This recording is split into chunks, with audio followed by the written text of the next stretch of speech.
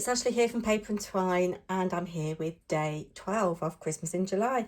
Today I'm going to show you how you can use those papers that come with the magazines that you might buy, such as these, and or book pages or magazine pages. And again, a make that you can make with the kids. And you asked for a Christmas decoration, and I've had a little pither. I saw this on Pinterest. I don't think it's got a name, and I haven't done mine particularly well. I've struggled a bit, actually. I think it's the heat. Anyway, you can make these any size. I'm going to make a smallish one, and I've just got a book page. Doesn't matter what size your pages are, as long as they're the same. And I've just cut this out of a vintage book. Just for reference, this is 13.5 centimetres by 13.5 centimetres. Is that right? No, because it's not a square.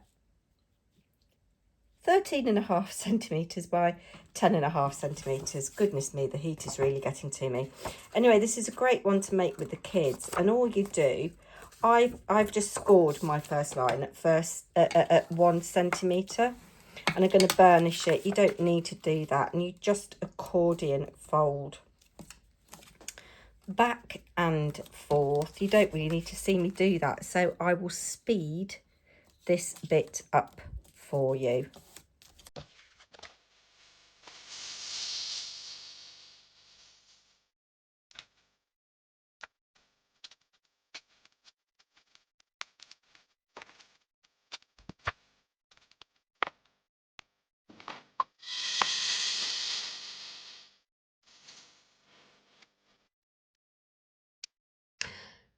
So there we go, and actually in real time that didn't take too long at all. What you want to do now is, it's a lot of bulk. Fold it in half. Fold each of these pieces in half.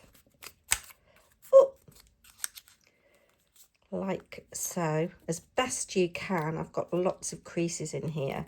And then you're going to take your scissors and you're going to just snip as best you can through all these layers a little pointy bit.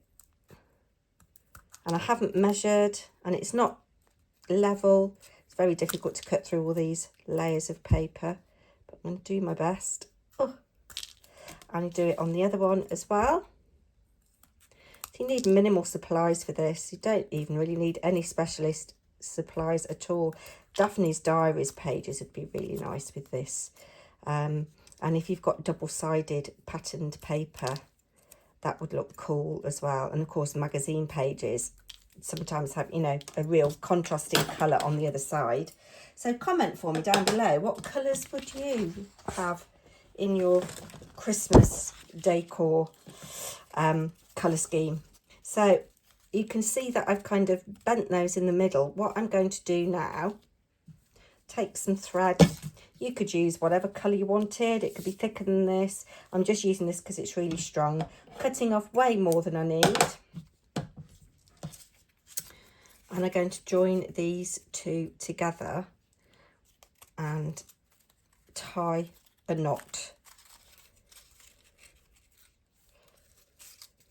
All fingers and thumbs. Yes, we are still in the grip of a heat wave here in the UK. And today it is my yarn bombing event launch in Rugby.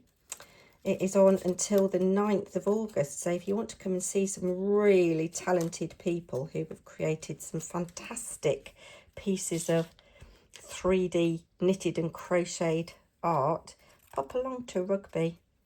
And if you go into a shop called Wild and Free, you can pick up a trail map. So if you've got little kids, it's a great thing to do with them. Go around Rugby Town and see all the different things that you can spy and tick them off. So what you want to do now, I'm going to just bend this one up this way. So you can see I've got like butterfly wings going on there. What we want to do now is join flat edges together, and just for ease today I'm going to use some red liner tape. Now I've found that if you don't glue or tape all the way down to the centre of the ornament, I get better, what's the word I'm looking for? Better creases, better, I don't know, better movement. Just move that a little bit more that way. So what I want to do is trap this thread through here. So I'm going to put that like that on there towards the top, peel this away, and bring this edge to meet this edge here. Try and line up. And there, we've got that trapped, my little hanging thing trapped. But I think it gives it a bit more flexibility. If you try and glue all the way along, it doesn't want to unfurl as much. And I've experimented with lots of different numbers of accordion folds. You want a decent number. You want definitely more than 5, I think. And again, I'm just going to do the same on here. I think book pages and manuscript sheet music is very classy and timeless. And again, you can hang these off your tree. You could make different sizes and hang them from your window. I think I really like these. And again, they're really simple that the kids can do them as well. And you could put glitter on them. You could hang beads from your thread. You could have dangles coming out of the bottom. There's all kinds of possibilities with these.